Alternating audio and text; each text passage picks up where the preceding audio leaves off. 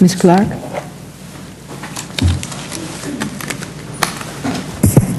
Thank you, Madam Chair and Ranking Member, for holding this very timely and important hearing today. Small businesses can play an important role in combating global climate change. I think has been demonstrated by a lot of your conversation and testimony this morning. With these developments, small businesses can and will drive our new and emerging green economy, which can create new opportunities, good jobs, and stronger communities. After reading all of the witnesses' written testimony, I commend all of you for recognizing the importance of green technologies and how to create job growth and economic development. But let me state that I believe that economic development is not truly sustainable unless we address the many needs, including economical and environmental needs of our underserved communities, be they remote rural communities or densely populated inner cities, which face these challenges on a daily basis, and where conservation can often be elusive for low-income consumers. Let me ask, if green job training programs were developed as a great way to move low-income residents, youth of color, into the green economy, and quite frankly, a green way of life, such a program could provide low-cost solar system installation to low-income homeowners and training low-income residents from the community to do the work. Mr. Rizzer, do you believe that small solar energy businesses should partner with nonprofits to provide technical training that people need to partake in the emerging solar economy? Yes, I think there's several opportunities here. For example, we already partner with Habitat for Humanity. We have built some homes with them for obviously their new homeowners. Another example is we're working with a real estate developer that owns many units of affordable housing, several thousand units, and they are trying to lock in a fixed utility price. This is in Massachusetts and Connecticut, where rates are escalating.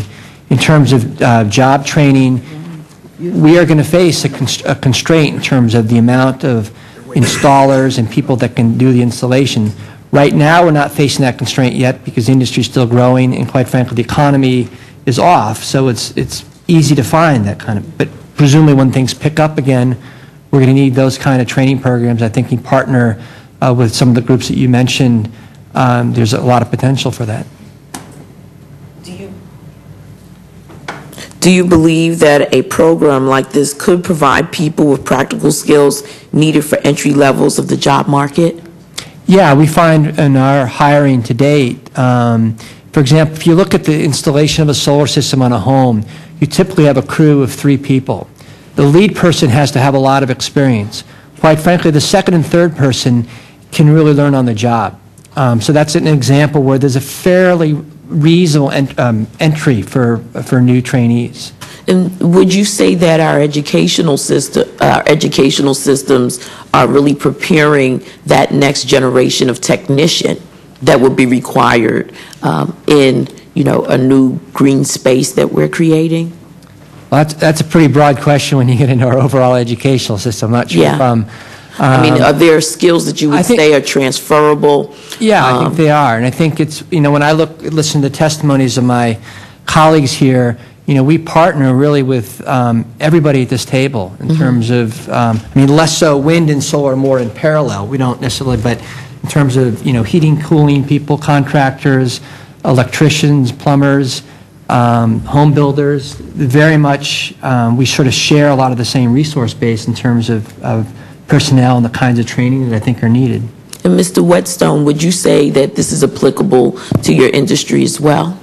Yeah, I think it is. I think you see wind development more concentrated in rural areas, and there I think is a real opportunity in windy rural areas, both for folks to provide their own power with smaller wind facilities, and a lot of places where agriculture has been tough, where you're looking at what happens in a drought year, what happens when the market goes down, where we see farmers who are still able to work their land, but they are able to have utility-scale turbines, and they're getting payments of $3,000, $4,000, $5,000, $6,000, $8,000 a year for each turbine on their land, and getting free electricity to boot. And that's So really in those helping. remote areas, those remote rural areas, this is an opportunity for young people growing up in those areas that tend to migrate because of a lack of opportunity to see